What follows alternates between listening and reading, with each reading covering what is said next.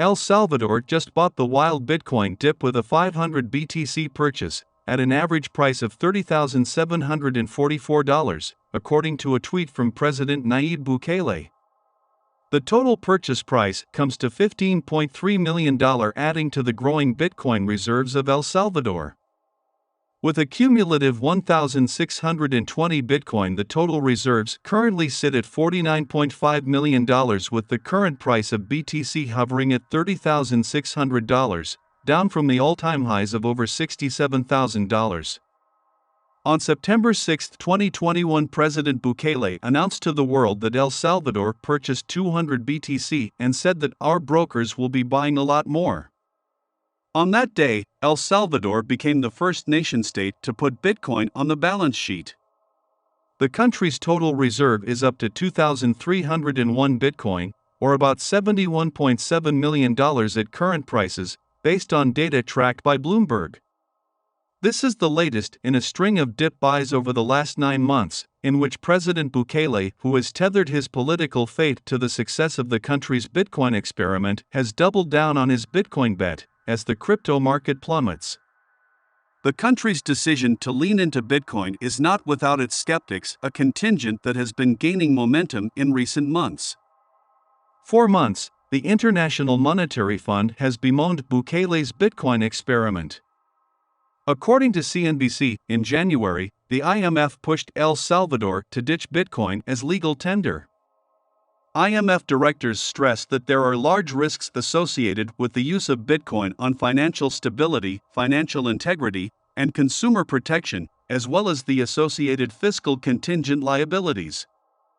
The report, which was published after bilateral talks with El Salvador, went on to urge authorities to narrow the scope of its Bitcoin law by removing Bitcoin's status as legal money. The IMF report went on to say that some directors had expressed concern over the risks associated with issuing Bitcoin-backed bonds, referring to the president's plan to raise $1 billion via a Bitcoin bond in partnership with Blockstream, a digital assets infrastructure company. However, that bond offering was put on ice in March, due to unfavorable market conditions, according to Finance Minister Alejandro Zelaya. Part of El Salvador's nationwide move into Bitcoin also involved launching a national virtual wallet called Chivo that offers no-fee transactions and allows for quick cross-border payments.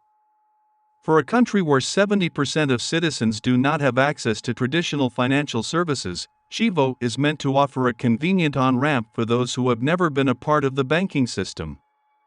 IMF directors agreed that the Chivo e-wallet could facilitate digital means of payment, thereby helping to boost financial inclusion, though they emphasized the need for strict regulation and oversight. Many Salvadorans have reported cases of identity theft, in which hackers used their national ID number to open a Chivo e-wallet, in order to claim the free $30 worth of Bitcoin offered by the government as an incentive. A report published in April by the U.S. National Bureau of Economic Research also showed that only 20% of those who downloaded the wallet continued to use it after spending the $30 bonus. The research was based upon a nationally representative survey involving 1,800 households. El Salvador has been trying since early 2021 to secure a $1.3 billion loan from the IMF. The country will need to figure out some other backstop to shore up its finances. The IMF predicts that under current policies, public debt will rise to 96% of GDP by 2026, putting the country on an unsustainable path.